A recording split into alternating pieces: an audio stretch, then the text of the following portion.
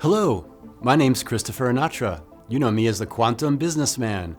Welcome to this series of videos I've titled Symphony of Realities and our Fringe Intermission. Each of these videos or acts are interconnected like a symphony to help you understand how reality and your consciousness work within our holographic universe, more specifically the Earth game.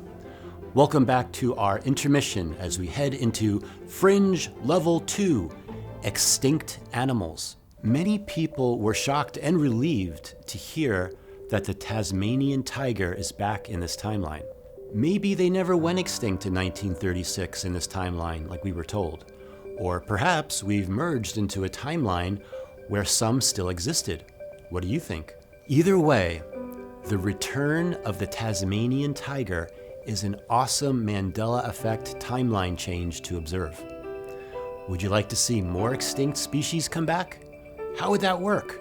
What I'm about to tell you is not only Fringe Level 2, but it will expand your consciousness. It will even trigger within you the ability to assist the process. Yes, many of you watching this Fringe Intermission have the ability to bring extinct animals back.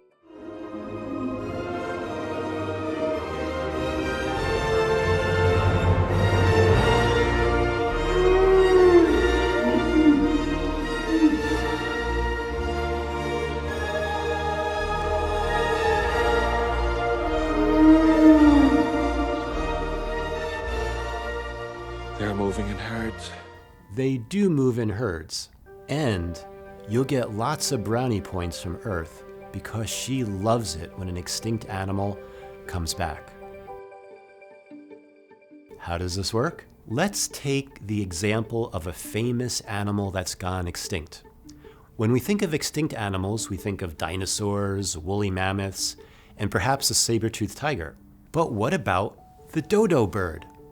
It's among the most famous of all extinct animals, and wouldn't it be wonderful if they came back? I was taught that the dodo bird, which is a flightless bird living on the island of Mauritius off the coast of Africa, had gone extinct in the early 1600s. I remember the year 1609. It was taught that their only natural predator was man, and humans hunted them to extinction for their meat. But I think the dodo bird is coming back. Why? Can I get an elephant trumpet? Let's look at the evidence for your consideration. This will show you an example of how extinct animals can merge into the timeline. The first piece of evidence is that instead of the early 1600s, the last dodo was now known to exist until as late as 1715. That's more than 100 years later than I was taught. I found that different websites even give different dates, ranging from 1681 to 1715.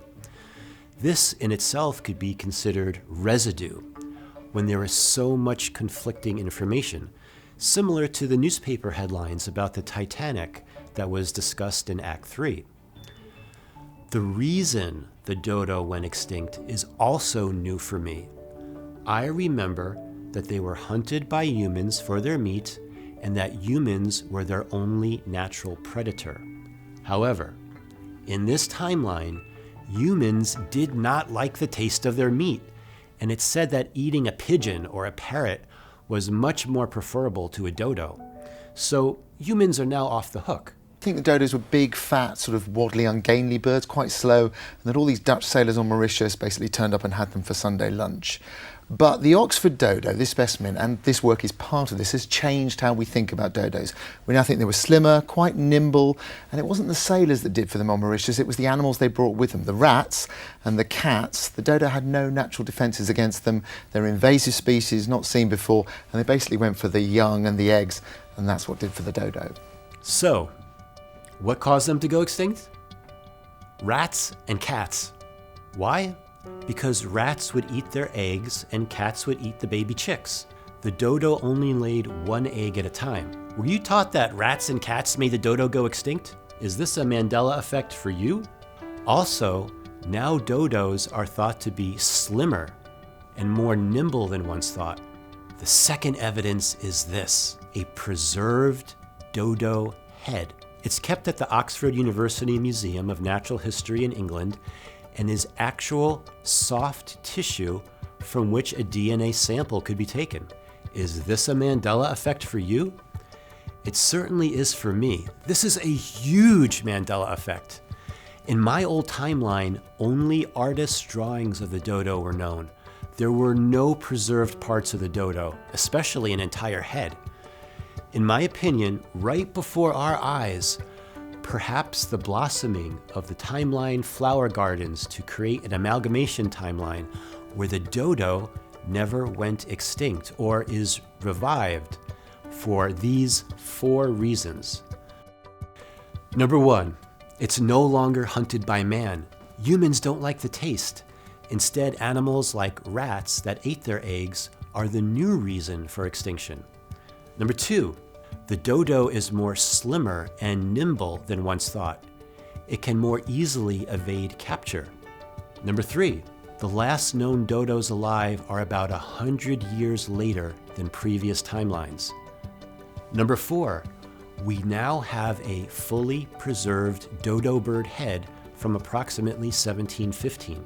So whether it be by science bringing them back to life using DNA technology, or we navigate to more abundant and diverse flower gardens of timelines where the dodo never went extinct, such as them learning to hide and protect their eggs and lay more than 1 egg at a time, I feel there is a strong possibility, especially because there are people that want to help endangered species, the dodo and even other extinct animals could come back. All vertebrate embryos are inherently female anyway. They just require an extra hormone given at the right developmental stage to make them male. We simply deny them that. Deny them that? John, the kind of control you're attempting is, it's not possible. Listen, if there's one thing the history of evolution has taught us, it's that life will not be contained. Life breaks free, it expands to new territories, and it crashes through barriers painfully, maybe even dangerously, but, well, there it is. There it is.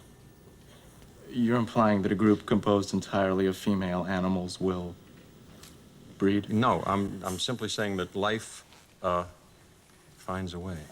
As I was creating this presentation, the extinct animal known as the passenger pigeon kept coming up in my awareness. Are you aware of the passenger pigeon? It was a swift and graceful bird, known only to exist in North America, numbering as much as 5 billion in the 1800s. It was said it would take hours and hours for a single flock to pass overhead. The last of that species died in 1914 at the Cincinnati Zoo. Their closest living relative is the mourning dove. The males had bright red eyes and the females bright orange eyes. They were a key reason for the forests of North America to thrive. It's to our detriment that they no longer exist. What do the Akashic records say about the passenger pigeon? Their number 1 ability was magic. They are connected to what would be called magic angels and a related consciousness lineage of fae or fates. These are extra-dimensional beings, or in other words, magic fairies who can travel between dimensions. The passenger pigeon made North America a magical place. Who would want to exterminate them? The Akashic records show that it was the royal families in Europe, these same families connected to dark invading predators, the same groups that influenced the shutting off of abundantly flowing magic of Europe. Also, the white man invasion of North America and the negative religious element that came with them could possibly have played their parts. They were exterminated by a type of biological warfare using burning sulfur to kill them off in large numbers by professional hunters. These hunters would place pots of burning sulfur under the roosting trees.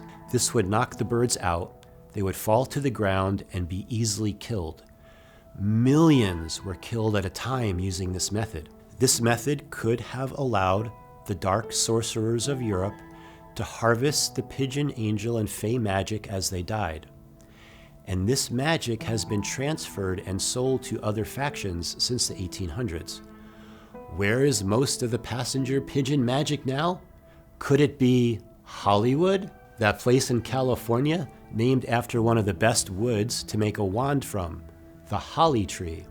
Beautiful, but deadly. That's right. It appears some of the magic Hollywood has accumulated is from the passenger pigeon, among other things. I say we take this magic back to Earth and bring the passenger pigeon back and its abundant magic. You're now ready for the next level of Fringe. Coming up next, Fringe Level 3, the return of the passenger pigeon.